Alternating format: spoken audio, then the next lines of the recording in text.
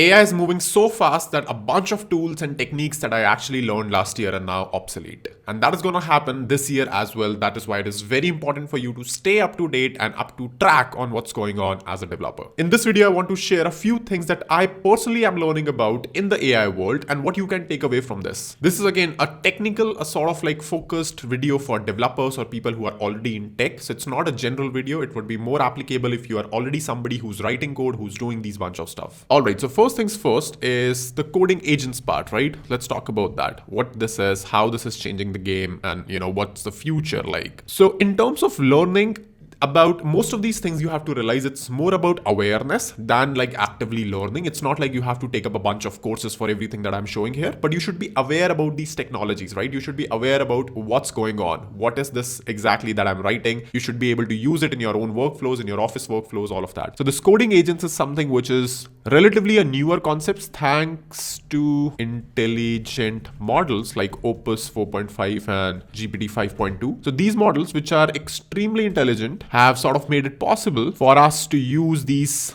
agentic things, right? Where there are techniques now where you just keep on running an agent in a loop and it will just complete the work and then it will exit. But more importantly, there are things like open code, there are things like Claude Code, there are things like, Codex CLI, for example. So there are a bunch of these providers coming out which give you the ability to just prompt the AI, and AI is smart enough. It has all the tool access, everything on your system, that it can create files, it can iterate over it, it can do anything that is necessary for completing the work. My suggestion would be to pick one of these. I personally use, my daily driver is Claude Code. So you pick one of these and just go inside them. Just start to learn different things. I'm still learning a lot of things, new things about Claude Code and these other providers like Open Code, but things like planning, things like clearing or compacting context when needed. Things like, just doing proper prompts. There are things like, sub agents. There are things like skills. There are things like, like I already mentioned, planning mode, sandboxing. So you should be at least aware about these words. They are not something which is very, very different or very difficult that requires you a complete full video. You can probably just go through documentation and learn these things. It's very easy. It's just that you should be aware of what these things are and how do you use it effectively. Claude Code has also started now background processes. So you should be aware, like, how does that exactly work? You should not be clueless that if Claude is starting a process in background, you don't know what's going on, right? So my aim as one of the things in coding agents would be to keep on building on this knowledge that I already have about Claude Code at least, and then translate them into different other tools. Like Open Code is getting a lot of popularity these days, right? Similarly, I've seen like Codex CLI as well. This one instance where somebody built, like Cursor folks built like a browser inside GPT 5.2 using just Cursor and GPT 5.2, right? This would be one of my focus. Let's come to the next part, which would be IDE. Again, integrated development environment. A lot of things are changing in this space. And of course, we have some good options like Cursor. We have fantastic plugins as well inside regular IDEs like VS Code, but there are things like anti-gravity as well. We have Windsurf as well, and a bunch of these VS Code forks. We also have Z as an IDE. I don't know how good it is because I've not personally used Z a lot outside of just content creation and maybe like a couple of projects, but I'm like heavy user of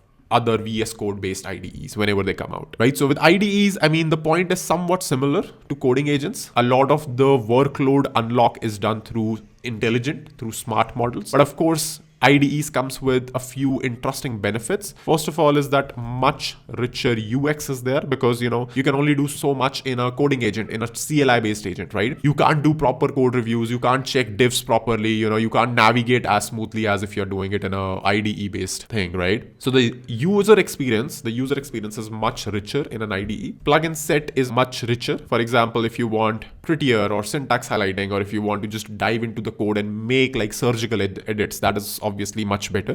This is a non-negotiable for anyone who's a developer, right? You can't just use these coding agents and CLI for YOLOing into your work. It's great as a side activity, as a fun activity if you're using these coding agents to build full projects, but there is absolutely no way in hell that you're using a full coding agent for your work repository for getting the work done. So just getting good with AI stuff inside these IDEs would be an interesting learning for this year.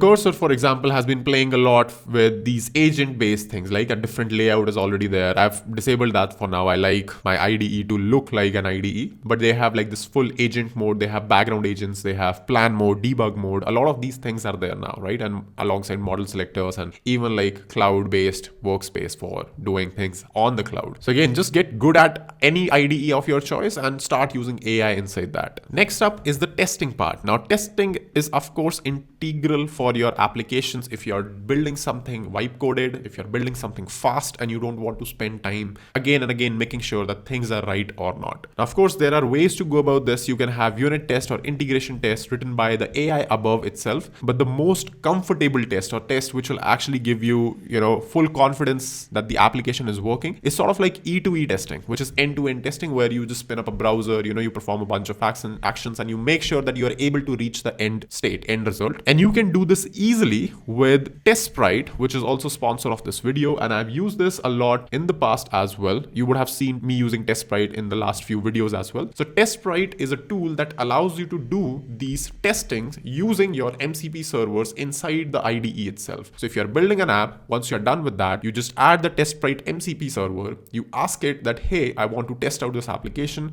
It'll go through your application. It'll ask you a bunch of questions to start. It'll create a plan and it'll spin up a literal browser inside the cloud provider. It will tunnel back your application over internet so that it can access it. It will test it. It will create an extensive report with videos, screenshots, what is working, what is not working. All of that would be there. And that is how you would be able to create repeatable tests, just like you're creating code, right? So if you are wipe coding already, you can also just wipe testing your stuff like that with TestSprite. TestSprite is also running a starter plan discount where they offer their starter plan free of cost for the first month. So do check it out. It gives you a lot of credits, a lot of flexibility for working with smarter models. Like I mentioned, right? You should use smart models. So you have GPT-5 on the starter plan. You have Claude Code based models here. And you have a bunch of more features that you don't get in the free preview. You can start for free, but why not just use starter if it's also free? So do check out TestSprite, link in the description, and let's move on with the next set of toolings that we have. So building on what we mentioned about TestSprite, you can, like I mentioned, you can also use code-based testing wherever necessary, unit and integration testing, E2E testing. You can also use, AI for generating these code snippets, writing tests, which is again becoming a very popular way. And by the way, like TestSprite actually would do this thing only. It's just that it's much more comprehensive in writing these tests, and it'll give you much more data points. Like it'll show you videos of things which are failing, right? So it's basically the same thing. Even if you're doing it without TestSprite, you will just miss out on a lot of data. Fundamentally, it's doing what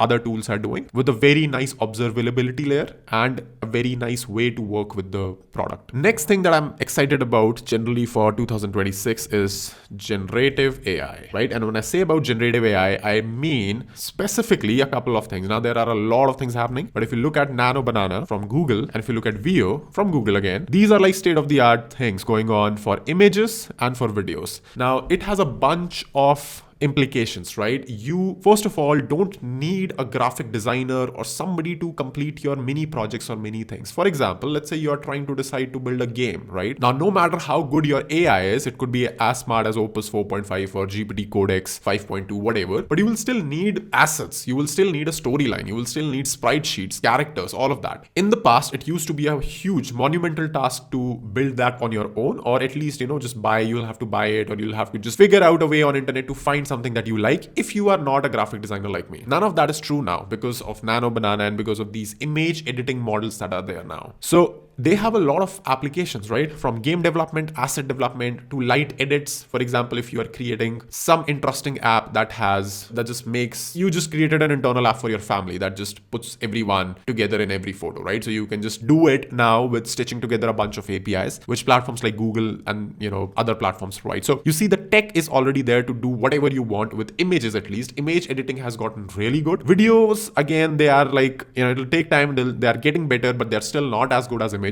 But again, generative AI is something that I would personally spend a lot of time learning. How can I use specifically image editing and video editing and get better with that using AI? Naturally, as you're learning more and more about AI in general and you're giving more and more access of AI, you would also want to have AI security or some sort of self-hosting or some sort of self things going on, right? You just want to understand how can I make my setup more secure. So first of all, like this is generally for people who are not as good of developers, because if you are a good developer, you will anyway know like security is paramount, data validation, making sure that, for example, I'll talk about this in the next point, but there are things like Claudebot, right, which basically exposes a lot of surface area for attacks. If you look at those softwares, like if you don't configure them properly, they just open a bunch of ports. You're communicating with your devices on Mac OS, on your laptops, all of that. So you must configure these things properly, right? So you should learn about how networking also generally works, how you can, make sure that you are sandboxing your attempts for whatever weird experiments that you're doing. And this is especially true if you're using not state-of-the-art models, like, if you're using something like Minimax, for example, which is not as intelligent as Opus 4.5. They are good, but they are not as intelligent as the most expensive models out there. It's generally a good idea that you sandbox those models, right? So that by mistake, they don't just blow up your file system or, run some arbitrary command, even though that can happen with Opus as well. So that's a general recommendation that you can sandbox whenever possible. But you should learn about how can you do these things, right? You should learn about on your system. If you're having, this goes back to the first point itself in some ways, but just learning about AI security and how to work with AI properly. Like, don't just put any information anywhere. Like, don't put your, voter ID card or don't put your sensitive documents on AI, because a lot of these AIs actually explicitly tell you that we are going to train on this data that you're giving us, right? So you don't want that to happen. And finally, one thing that I'm also looking to learn in this year is the AI ecosystem. Because AI ecosystem is something that is rapidly evolving, right? So I just mentioned this Claudebot, which is a new thing, which I'm yet to discover out, like how to make it work properly. But this seems like a personal assistant, which can run anywhere on your WhatsApp, on your messages, and it can, just do administrative tasks for you, right? On your Mac OS, on your calendar, in your inbox. So they're nothing. They are not like some new models or anything. They are just software layers built on top of existing models, which just make it possible for you to use AI in very, very interesting and different ways, right? So that is what I'm exploring this year. Then, of course, there are platforms like N8N, which allow you to create these workflows, right? Something which a lot of non-technical folks are excited about for some reason, but I'm interested in learning more about what N8N is, how it works. So some of these platforms, right? Ralph Wiggum, the new thing in the town. I'll probably create a video on this as well. I have spent some time on this, but this is nothing groundbreaking. This is just a while loop, but this is interesting for a couple of reasons. I want to cover this in a different video, not a next video. But Ralph Wiggum is a technique for you to just exhaust AI, right? You just keep on running it in a while loop until and unless it has done the work, right? In a way, this is a good way to burn a lot of tokens, a lot of credits. But yeah, I'll have some thoughts on this in a separate video. But these are like some of the things which are coming up, right, in the ecosystem. And I'm sure like a lot more will come up this year as we are progressing. So one important thing, one final closing